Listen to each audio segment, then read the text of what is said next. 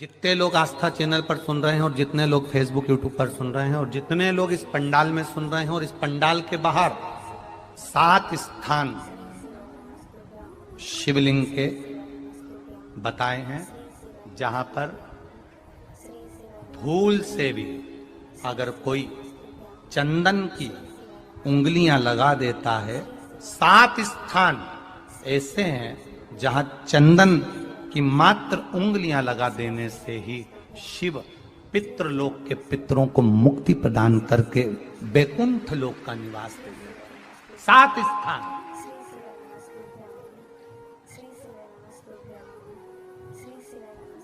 और वो 7 स्थान जो चंदन के बताए गए हैं, पहला भगवान देवाधिदेव महादेव के शिवलिंग पर चंदन का लेपन।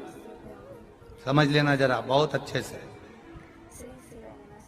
आपको लगता है स्वप्न में कोई मुर्दे दिख रहे हैं या कोई जल रहा है या कोई मर रहा है या कोई चला गया है, ऐसा भय लगता है। बच्चों को मानी भेजूंगी ऐसा हो जाएगा, पति को मानी भेजूंगी ऐसा हो जाएगा, कोई हमारे कोई गलत तो नहीं कर रहा है, आपको लगता है। 7 स्थान चंदन के बताए हमारे। पहला शिवलिंग, दूसरा जहां गणेश जी का स्थान है, मालूम है ना सबको? जम के बोलो जरा, मालूम है ना सबको? जहां गणेश जी का स्थान है वहां अलग से गणेश जी बैठे, वहां नहीं। शिवलिंग में जलाधारी के ठीक सामने राइट में गणेश, लेफ्ट में कार्तिकेय, बीच में अशोक सुंदरी। तो पहला चंदन बाबा के शिवलिंग पर, दूसरा गणेश जी पर चंदन की उंगली, तीसरा षडानंद कार्तिकेय पर चंदन की उंगली, चौथा अशोक सुंदरी पर चंदन की उंगली, पांचवा जलाधारी पर चंदन की उंगली, छठा जो शिवलिंग का जल बह रहा है इसके ठीक विपरीत की ओर चंदन की उंगली, और 7वां चंदन नंदी के मस्तक के ऊपर जो 2 सींग लगे रहते हैं उस पर चंदन की उंगली। ये कब लगाई जाती है? या तो अमावस्या के दिन। आपको लगता है कि हमारे पूर्वजों का उद्धार नहीं हुआ, हमारे पूर्वजों का कल्याण नहीं हुआ, कहीं अधोगति में कोई चला गया है, उसका बस एक बार, रोज नहीं जरूरत है, प्रतिदिन जरूरत ही नहीं, महीने में एक बार अगर अमावस्या के दिन भी आपने चंदन के थोड़ा सा चंदन अगर मेरे देवाधिदेव महादेव को 7 स्थान पर समर्पित किया है। अशोक यहाँ पर वर्णन कर रही है, मैना, धन्य और कला की कथा कर रही है। तीनों ने सनकादि ऋषियों से मांगा। चंदन भगवान को अति प्रिय होता है और चंदन ही एक ऐसा होता है जो पितरों को भी प्रिय होता है, जिसका स्पर्श मात्र लगने से पूर्वजों का कल्याण हो जाता है, वो चंदन है। तो आप लोग जो पशुपति व्रत कर रहे हो या कोई भी उपास करते हो, कई लोग कहते हैं हमने करा नहीं हुआ। क्यों नहीं हुआ? उसमें हमारी गलतियों को हमें छाया। ये देखिए,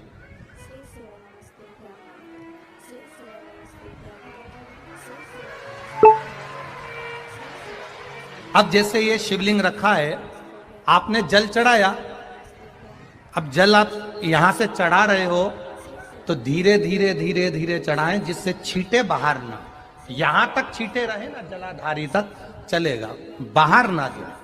और एक बात का स्मरण रहे, यदि बेलपत्री, फूल, पत्ती जल चढ़ाने के बाद ये सब अगर नीचे गिर जाए, जलाधारी पर गिर गया या नीचे उतर गया, तुम्हारा पूरा जल चढ़ जाए, तुम्हारे पास में चंदन नहीं है, अबीर नहीं है, गुलाल नहीं है, कुछ भी नहीं हो, तो भी अपने हाथ की 3 उंगलियों से रेखा 3 खींचकर और फिर जो माला आदिकाधिक भगवान की रखी थी उसी से भगवान का वापिस पूरा श्रृंगार कर कर फिर वापिस आइए, भगवान को पूर्ण श्रृंगार।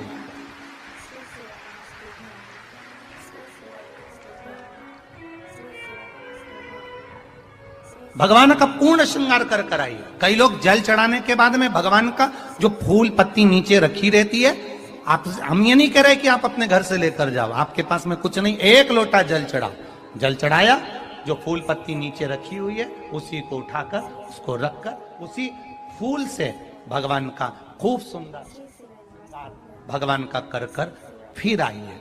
क्यों? शिव का जब हम श्रृंगार कर कर आते हैं, माता पार्वती जी ने देव अधिदेव महादेव का श्रृंगार किया है, आप लोगों के स्मरण में होगा। राम जी ने माता जानकी का श्रृंगार किया है। रामचरित सुनिए कथा, रामायण सुनिए आप लोगों ने, रामायण सुनी होगी तो उसमें माता बैठी हैं शिला के ऊपर और भगवान राम उनका श्रृंगार कर रहे हैं। एक कौवा आता है, वो चोंच मार कर जाता है, ये सारा वृत्तांत आप लोगों ने श्रवण किया है। तो राम जी माता सीता का श्रृंगार करते हैं, भगवान कृष्ण राधा जी का श्रृंगार करते हैं। केवल एक देव अधिदेव महादेव की कथा ऐसी है जिसमें पार्वती जी शिव जी का श्रृंगार करती हैं। शिव का श्रृंगार किस लिए? क्यों? कहा जल चढ़ाने के बाद वहीं पर पड़ी हुई पत्ती से, फूल से, जो चढ़े हुए फूल हैं, चढ़ी हुई पत्ती है, चढ़ा हुआ निर्माल्य है, जो भी शिव जी का है, उसी को धोकर वापिस भगवान का श्रृंगार कर कर आना चाहिए। किस लिए? कि हे भोलेनाथ, जब मैं इस संसार सागर से जाऊं, अखंड सुहाग लेकर पूरी श्रृंगार कर कर इस धाम से जाऊं। ऐसी कृपा जो पढ़ाओ, जो पढ़ाओ, चंदन नहीं है, हाथ से चंदन का स्मरण होना चाहिए। लेकर आइए कि मेरा ये कार्य है बाबा और आपको करना है। लाखों के दुखड़े जो तू हर गया डमरू वाले, फिर मेरे दुखड़ों को देखकर क्यों डर गया डमरू वाले। और शिव महापुराण की यही सबसे बड़ी आनंदता कि आपको आग लगे बस्ती में और अपन रहो, अपने मस्त रहिए। जो ज्यादा गाली दे, ताना दे, अपशब्द बोले, जो तुमको ताने पर ताना दे, तुम और जोरदार खजूर वाली चोटी बना और ऐसा बख्तल लगाओ ऐसा वाला, और फिर निकलो, बोलते रहे, बोले। अपन तो अपनी भक्ति करो, शंकर के भजन में डूबे रहो, राम नाम कृष्ण नाम में डूबो, अपने क्या करना।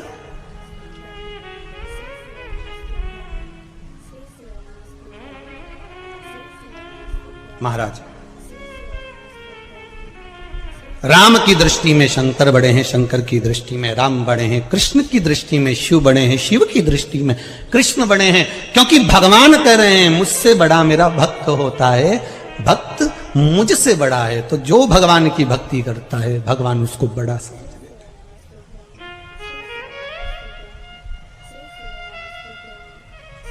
फिर वो कैसा भी भक्त हो। देवराज नाम का ब्राह्मण चोरी का धन लेकर शंकर जी के मंदिर में गया था।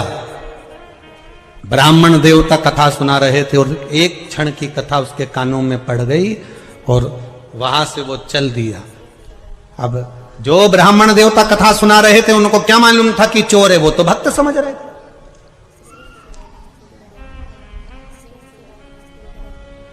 उनको नहीं मालूम कि ये चोर है, उनको तो भक्त समझ रहे।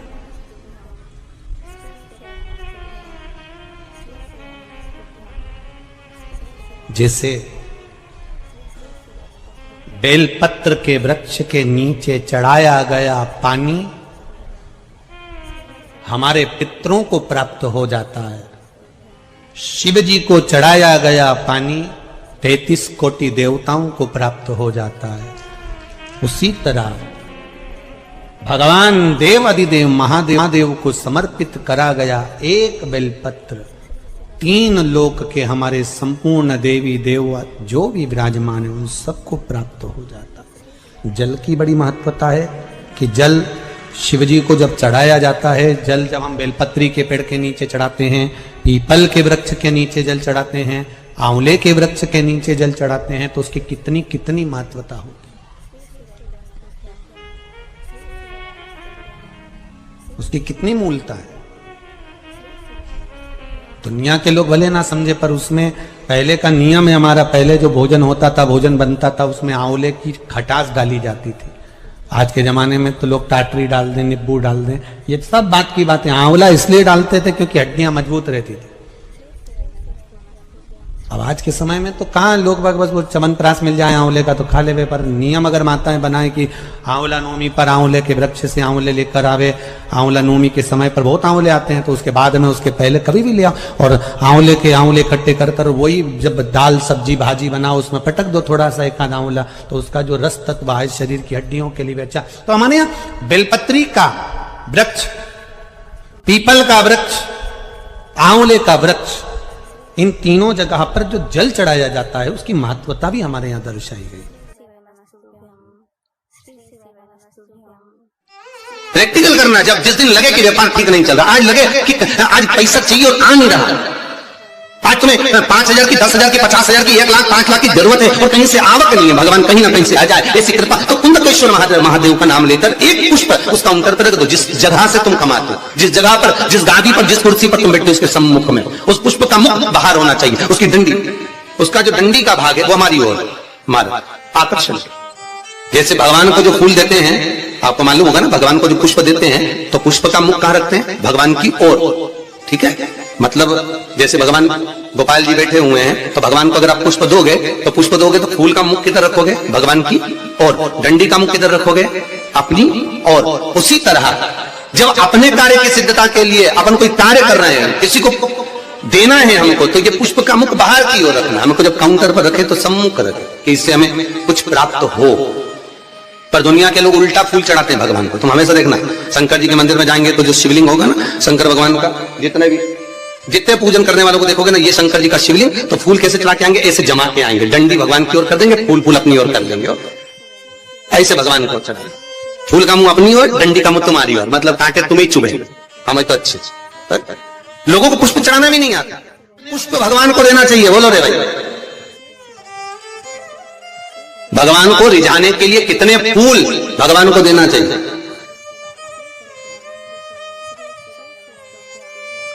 बोलो तो, कितने पुष्प भगवान को समर्पित करना चाहिए? महाराज, भगवान को कितने पुष्प देना चाहिए रिझाने के लिए? भगवान को, अभी यहां से आवाज आई थी, 4 पुष्प भगवान को समर्पित करना चाहिए। कितने पुष्प? 4। बचपन, जवानी, अधेड़ी और बुढ़ापा, 4 अवस्था संवारने के लिए भगवान को 4 पुष्प दिए जाते हैं। पुष्प देते समय जिस दिन तुम भगवान को पुष्प दे रहे हो उस दिन हमें कुछ भी नहीं कहना, हमारी तरफ से ये पुष्प भगवान से कहे। पुष्प भगवान से क्या कहता है कि भगवान मुझ में जैसी सुगंध है वैसी इसके जीवन में सुगंध देना।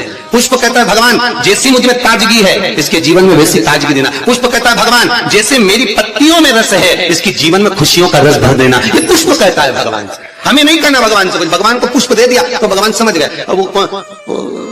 पहले कौन सी कंजन कहा शादी में गए थे राम, तो याद आया स्टेज पे ऐसा लड़का घुटना टेक के, हाँ ऐसे ही तो फूल था, राम ऐसे दे रहा है।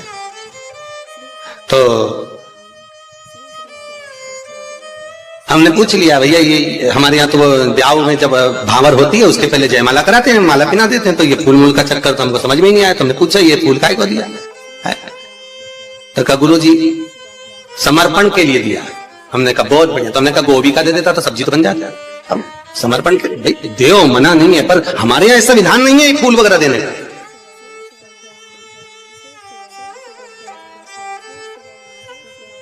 आप भले दुनिया के दिखावे के चक्कर में कुछ भी करो वो अलग बात है, पर हमारे शास्त्रों में ऐसा कोई प्रमाण नहीं कि पुष्प आप किसी संसारिक मनुष्य को दे। पुष्प अगर दिल से कुछ देना है तो वो भगवान को दो, भगवान को समर्पित करो। हाँ कोई गुरु है, सतगुरु है, हम तो उनके लिए भी कहेंगे अगर कोई गुरुजन आया तो उसको पुष्प देने की जगह पत्तियां निकालकर उसके चरणों में बिछा दीजिए महाराज, गुरु के चरणार। जैसे शबरी अम्बा, आप ही के यहाँ की शबरी अम्बा रोज सेज बिछाती थी, बुआरी काटती, लगाती, भगवान के लिए सेज बिछा कर रखती। भगवान आएंगे इंतजार करती, बाट जोती, आएंगे और भगवान आए, भगवान प्राप्त हुए। और जब शबरी अम्बा के दरवाजे पर जैसे भगवान के लिए पुष्प बिखेर देती है, आप भी गुरुजन के लिए, परमात्मा के सुख के लिए। आप ये नहीं कि भगवान को बहुत कुछ दो, भगवान को अगर 4 पुष्प भी दे रहे हो तो बहुत है, और पुष्प भी नहीं तो एक पंखड़ी भी आप भगवान को दे रहे हो तो भी चलेगा। तो यहाँ तो शिव महापुराण में तो ये भी नहीं लिखा कि पंखड़ी भी दो, शिव महापुराण तो कहती है अपना दिल दो भगवान। क्या दो?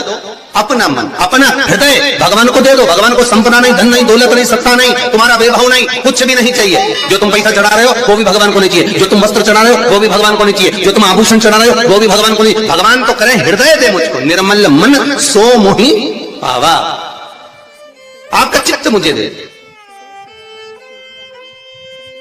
और वो भी अच्छा देना। देखो हृदय भी देना तो अच्छा देना है, और भगवान को वो दो जो भगवान के पास में नहीं है। हम भगवान को वो देते हैं जो भगवान के पास में, ले आओ जरा वो फूल ले जाओ, भगवान को गेंदा का फूल चढ़ा दो, माला चढ़ा दो, ये चढ़ा दो। तो भगवान को, भगवान से भी तो पूछो तुम्हें अच्छा क्या लगता है, बताओ हम तुम्हारे लिए वो लेकर आएंगे। कभी भगवान से कहो जाके, अरे भाई तुम्हारे पास में अगर लाल कलर की साड़ी है और कोई तुम्हें लाल कलर की साड़ी दे दे तो तुम तैयार करोगी क्या? अरे बोलो तो, तुम्हारे पास तो पहले से अलमारी में 25-30 साड़ियां लाल कलर की रखी है, कोई पीली दे दे तो तुम तैयार नहीं करोगे। हाँ, ऐसा कोई कलर हो जो कलर तुम्हारे पास में नहीं है और किसी ने दिया तो तुमने उसमें तुरंत फाल पीको सब लगवा लोगों के तैयारी करके वो तुरंत रख दिया। बोलो रखोगी कि रखोगी? और मालूम पड़े किसी ने लाल साड़ी दे दी, पीली दे दी, नीली दे दी, जो तुम्हारे पास में पहले से थी और अच्छी साड़ी थी तो तुमने बहू को दे दी। बोलो दी कि नहीं दी? तुम्हारे तो काम आ नहीं रही तो तुमने बहू को दे दी, और अच्छी थी तो बेटी को दे दी। थोड़ी भी साड़ी अगर गड़बड़ थी तो भागवत जी पे चढ़ा दी, ठीक है, तो भागवत पे चढ़ा होता है। कोई ने पूछा था कि गुरुजी ये दुनिया के लोग आरती में ही खोटा सिक्का क्यों चढ़ाते हैं? मंदिर में लोग खोटा सिक्का क्यों चढ़ाते? फटा हुआ नोट, खोटा सिक्का मंदिर में चढ़ाएंगे, धर्म की जगह पर चढ़ाएंगे, अच्छी जगह पर कहीं नहीं देंगे। पर तो हमने कहा भाई सीधी सीधी बात है, जो दुनिया में कहीं नहीं चलता वो इसी के पास चलता। ये निभाता यही है जिसको सब ठुकरा दे, जिसको सब निकाल दे, जो कहीं ना चले वो महादेव के चरणों में चले। एक बार शंकर के पास पहुंच जा, खोटे सिक्के को भी चपटी भभूत में है खजाना कुबेर का। बताओ वो शमशान की भभूत कहीं चले?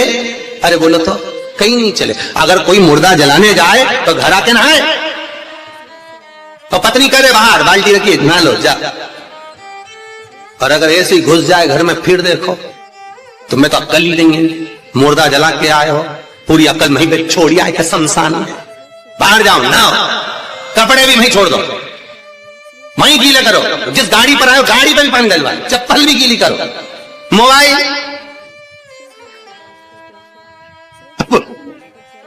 और एक पता नहीं बोली धीरे से मारा तुम पानी छीट दूंगी। अब विचार करना, वो शमशान की राख कहीं नहीं चले पर एक ही को चले, किसको? महादेव। वो उसके पास ऐसी चले कि वही भस्मी करोड़ों की हो जाती है।